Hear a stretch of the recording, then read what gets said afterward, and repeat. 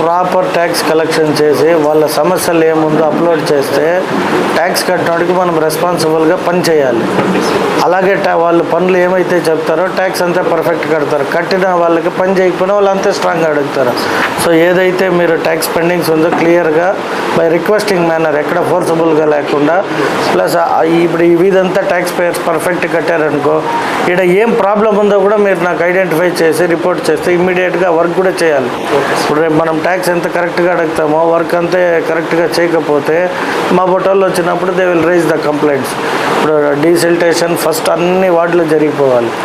మీరు అందులో సచివాలయం ఉన్న రోడ్లో ఎక్కడ స్మెల్ కానీ ఎక్కడ కూడా ఈ ఇండ్లు కట్టేటప్పుడు అక్కడ డంప్ చేసుకుంటారు.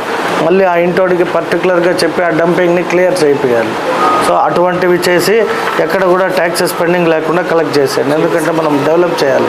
లేదా డెఫినెట్గా కాలువలంతా వితిన్ ఏ మంత్ 1 monthలో ప్రభుత్వం అంతా సెటరేట్ అవుతుంది. Consult minister, funds allotment, taxes అన్నీ చూసి డెఫినెట్గా ఎక్కడ సమస్య ఎక్కువ ఉందో అదంతా క్లియర్ చేద్దాం.